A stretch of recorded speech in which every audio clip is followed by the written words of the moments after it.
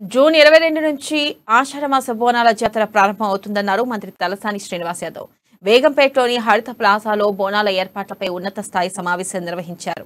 ఈ సందర్భంగా జూన్ 22న గోల్కొండలో ఆషాఢ బోనాలు ప్రారంభమవుతున్నాయన్నారు. జూలై 9న సికింద్రాబాద్ మహంకాళి బోనాలు, 10న రంకా ఉంటుందని చెప్పారు.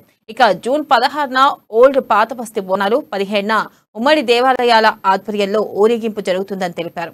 ఏడాది బోనాల ఉత్సవాల నిర్వహణకు ప్రభుత్వం 15 కోట్ల రూపాయలు కేటాయించిందని మంత్రి తలసాని తెలిపారు. ముఖ్యంగా police department, law and order కానీ, హైదరాబాద్ లో డ్రింకింగ్ వాటర్ కానీ, ఎలక్ట్రిసిటీ డిపార్ట్మెంట్ కానీ, అందరూ కూడా ఖర్చులు కూడా ఎక్కడ మరి ఎవరి దగ్గర కూడా డబ్బులు తీసుకోకూడదు అని చెప్పి గౌరవ ముఖ్యమంత్రి గారే 15 కోట్ల రూపాయలు బడ్జెట్ లో కేటాయించడం జరుగుతుంది. దాని ప్రకారంగా ఇది ఎక్కడ కూడా గతంలో జరగదు. ఎవరంటే వారు పోయి షాప్ వాళ్ళని విసిగించి డబ్బులు ఇవ్వండి, చందాలు ఇవ్వండి అంటే మన పరువు కూడా బాగుంటుందని చెప్పి మన అందరికీ హైదరాబాద్ సిటీలో మన రాచకొండ కానీ, సైబరాబాద్ అన్ని ప్రాంతాల్లో కూడా దేవాలయాలకు డబ్బులు ఇచ్చి అక్కడ రిపేరింగ్ కానీ, పెయింటింగ్ కానీ, దాంతోపాటు కంబైండ్ అయినటువంటి ఫ్లవర్ డెకరేషన్, లైటింగ్ డెకరేషన్ ఇవన్నింటినీ కూడా ఇవ్వడం జరిగింది. మీకు అందరికీ తెలుసు.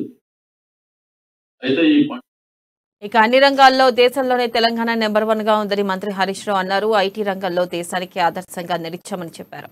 నల్గొండ జిల్లాలోని మిర్యాలగూడలో జరిగిన ఆత్మీయ సమ్మేళనంలో హరీష్ రావు పాల్గొన్నారు. రాష్ట్రంలో అభివృద్ధి జరగకుంటే కేంద్రం ఎలా అవార్డులు ఇస్తుందని హరీష్ రావు ప్రశ్నించారు.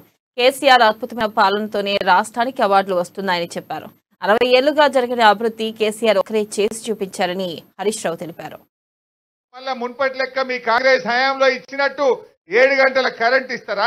పొద్దున్న దాకా 3 గంటలు, దొంగ రాత్రి 4 గంటలు, కాలిపోయే మోటార్లు, పేలిపోయే ట్రాన్స్ఫార్మర్లు, ఎండిపోయే పంటలు. మీ పాలన అంటే అది తీసుకొస్తారా అని నేను అడుగుతా ఉన్నా కాంగ్రెస్ నాయకులు. ఏంటిది మీ పాలన? మీ పాలనలో పోలీస్ స్టేషన్ల ముందు ఎరువు బస్తాలు పెట్టి ఒక్కొక్క బస్తా కోసం చెప్పులు లైన్లో పెట్టుకొని ఎరువు బస్తాల కోసం రైతులు ఇబ్బందులు పడ్డ పాలన తీసుకొస్తారా? ఎరువు బస్తాల కోసం వచ్చిన రైతుల మీద లాఠీ చార్జీలు చేసిన రోజులు మర్చిపోతున్నామా? మీ పాలన అంటే ఏంది? మీ పాలన అంటే కరెంటు కష్టాలు, ఎరువు బస్తాల కోసం కష్టాలు, నీళ్లు లేక రైతులకు కష్టాలు, మంచి నీళ్లు లేక అక్కా చెల్లెళ్ళకు కష్టాలు. మీ పాలన అంటే ఏంటిది అని నేను అడుగుతా ఉన్నా. అంటే 2000 పింఛన్ తీసేసి మళ్ళీ 200 రూపాయలు గిట్ట తెస్తారా మీ పాలన అంటే? మీరు 200 ఇస్తే ఇలా కేసీఆర్ 10 అంతలు పెంచి 2000 చేసిండు. మా పాలన తెస్తామంటే 200 గిట్ట చేస్తారా? మా రైతులకు రైతు బంధు, రైతు బీమాను మా రైతుల గిట్ట దూరం చేస్తారా అని నేను అడుగుతా ఉన్నా. ఏంది మీ పాలన అంటే? ఇలా మీ పాలన బాగలేదు కనుకనే ఇలా కేసీఆర్ గారిని అద్భుతంగా 2 సార్లు తెలంగాణ ప్రజలు గెలిపించిండ్రు. 3వసారి కూడా ముమ్మాటికి వచ్చేది బీఆర్ఎస్ పార్టీ, కేసీఆర్ ముఖ్యమంత్రి అవుతాడు. ఈ నల్గొండ జిల్లాలో ఇంతమంది నాయకులు, ఒక్క మెడికల్ కాలేజ్ అని వచ్చినాదే ఎందుకో దేకపోయింది.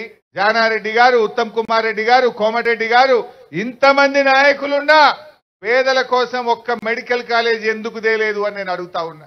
ఇలా మా జగదీశ్ అన్న నాయకత్వంలో నల్లగొండకొక్కటి, సూర్యాపేటకొక్కటి 2 ప్రభుత్వ మెడికల్ కాలేజీలు తెచ్చిన ఘనత ఇవాళ. ఇక ముఖ్యమంత్రి కేసీఆర్ వెంటే ఉమ్మడి నల్గొండ జిల్లా ప్రజలు ఉంటారని, 12 నియోజకవర్గాల్లోనూ గులాబీ జెండానే ఎగురుతుందని మంత్రి జగదీష్ రెడ్డి ధీమా వ్యక్తం చేశారు. ఉమ్మడి ఏపీలో సమస్యలు సృష్టించిందే కాంగ్రెస్ పార్టీ అని, సమస్యలు కాస్త తెలంగాణకు శాపంగా మారాయన్నారు. ఆ గోస నుండి బయటపడేందుకే కొత్తగా ఏర్పడ్డ తెలంగాణ రాష్ట్రంలో కేసీఆర్ ఎన్నో అభివృద్ధి పనులు చేపట్టారని తెలిపారు. పక్క ఊరు పేరు చెప్తారు. 12కు 12 బీఆర్ఎస్ పార్టీ మాత్రమే గెలుస్తుందని వారు చెప్పిన మాట ఏదైతే ఉందో అది అక్షరాల సత్యం. ఎందుకు గెలుస్తారు? ఎందుకు గెలిచిరు?